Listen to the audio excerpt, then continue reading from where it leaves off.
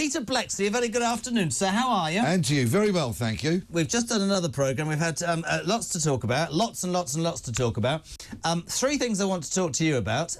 First of all, tying into what we spoke to Paul Harris, the editor of the Jewish Telegraph, security for Jewish community ramped up. Police and security charity organisations doing this ahead of, well, it's a year until those from those atrocious attacks, October the 7th, which is Monday. Yep, which unfortunately coincides with holy days for those who follow the Jewish faith. Yep. So Jewish New Year this weekend, absolutely. Yep, and the Met have already said they're going to increase patrols. Not only will they do that at the obvious places, I'm sure, synagogues, those places of worship that are so important to people of faith, of the Jewish faith, but also, I suspect, where there are other Jewish communities heavily kind of concentrated, and we know where some of those places are, in London, for example.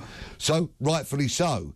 Unfortunately, murderous cults like Hamas and Hezbollah are calling for people. No, hold on a second, The BBC described them last night as having played fairly within the rules.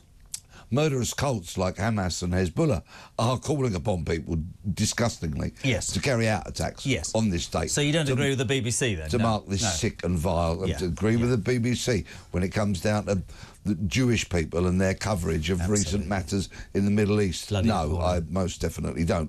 I agree with those who have rightfully pointed out their inaccuracies, and I'm being polite. Very polite. Yeah. So we've got that, and that is important. And I you know, we talked about the BBC, Pete. It's beyond me. Dozens of criminals. This is the Labour Party at its finest. Did you hear the news just before the break there? That Keir Starmer, we heard about, got 20 grand's worth of suits. Then he got 5 grand's worth of glasses. Then he had another 16 grand's worth. I wonder what all this money's for. Just leave that there. But allegedly, well, not allegedly, it's true that we found out this hour, he's given 6 grand of gifts back. Downing Street has just announced that he's had in the last 12 weeks before he became Prime Minister, whilst he became Prime Minister. I mean, this is unbelievable. Please may I point out that these spectacles that I hold in front of me, I gave them to him. I gave them to him. Lord Ali. Let's face it, I wouldn't squeeze into any of your cast-offs, would I? That's very true. I'm a bit broader of beam, unfortunately. Broader of beam? Your beam is broader, is it, Bleksley? It is indeed. Bleksley's broader beam. And I've only ever paid for my own specs and suits. It's quite astonishing.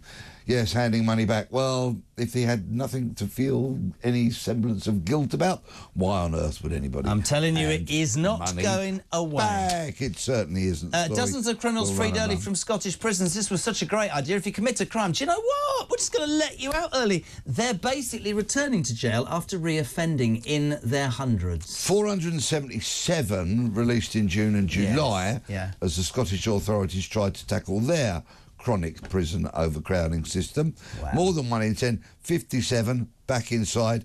In fact, 12 of those prisoners released were at liberty for less than 10 days. What does that say about the Labour Party's idea of releasing people? Well, let me tell you what it says about the prison system. What it says is that people are not being rehabilitated properly. They are being released back into society when they quite possibly don't have somewhere to live, don't have a support network, have no means of income or employment, and therefore, what are they quite obviously, unfortunately, sadly going to do? Go back to a life of crime and return to jail. Our prison system, our criminal justice system is a complete mess from the front end of it. Policing, through to the courts, leaky roofs, rubbish IT, not enough judges. I could go on. Then we go to prisons. We all know about the catastrophic state of the prison estate in this country. Then we go to probation.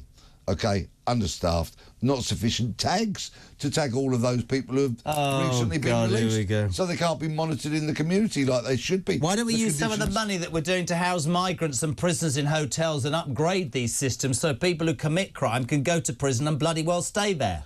Those millions and millions of pounds which are being wasted every single day on tens of thousands of people being kept in hotels.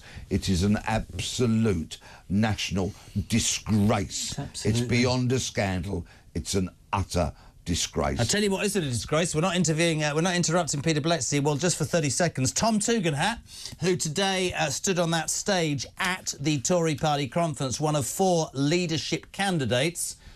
will be on this show after 5 o'clock. What I want to say to you is, if you'd like me to put a question to Tom Tugendhat, is he going to be the next leader of the Tory party? Do you give a toss? I don't care either way, but if you'd like to send me a message, 87222, start your message with the word talk.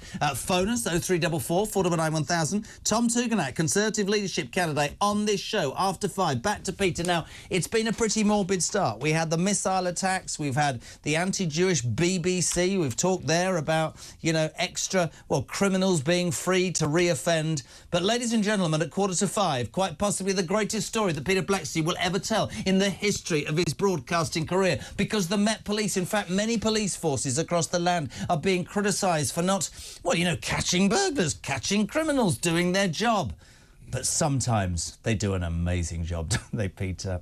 There's a fabulous cleaner, works for Leicestershire Police, yes, who obviously is very, very good at their job. Yeah. I noticed that a disproportionate number of toilet rolls were going missing. From the police station. So when we had a bottoms to toilet roll ratio at Leicestershire Police in this building, it didn't add up. Something mysterious was going on. Loo paper was going missing. Jody, you need to listen to this brilliant loo paper. Bog roll was going missing, right? The question was it on the trot, or was there some other kind of reason behind this? So, the Department of Professional Standards at Leicestershire Police launched an undercover operation into the missing toilet rolls. And undercover operation, ladies and gentlemen. That's brilliant. I'm not criticising them for this, because if there were to be a police officer acting dishonestly, they need to be captured and drummed out of the police service. So what they rather ingeniously did was cover some of these toilet rolls in an invisible spray, a dye, OK? And what they later did was had a suspect in their sights, stopped that police officer as they went to their car, and in the boot, guess what? Toilet rolls stolen. Stolen, and the dye was all over this police officer's hands, and it was all over. And although we're laughing at this, so that Wayne Couzens in pure daylight, right? Garrick, all those people, and this woman, this police officer, is thrown out for toilet rolls. I'm not saying that she did right, but what about priorities, Pete?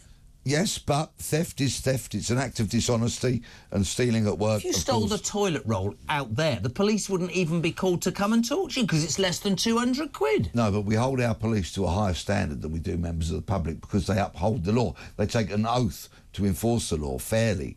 Do you know what somebody once told me? I did a programme from a prison, and they told me that you can have rapists and murderers, you can have paedophiles, but those prisoners who are most at risk and would be on segregation for their entire thing are bent coppers. Is that right? Oh, it's a very unpleasant thing to go to jail as a police officer. I know a couple who have done exactly that, and it's very challenging for them. Fortunately, they served their time. They realised their wrongdoing, the damage they caused not only to colleagues but the reputation.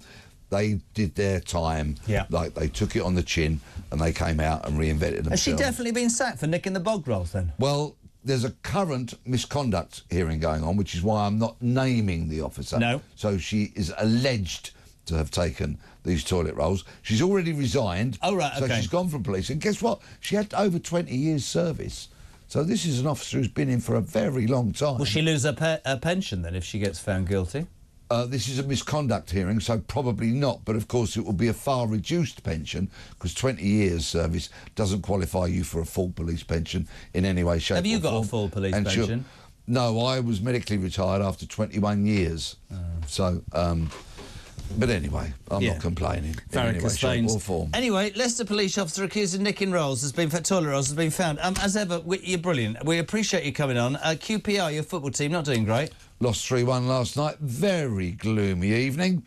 Yes, Derby away on Saturday. I'll be on the 11:02 from St Pancras to Derby. Come on, you are. This is such a dedicated football fan. Peter Bleksley, thank you very much indeed.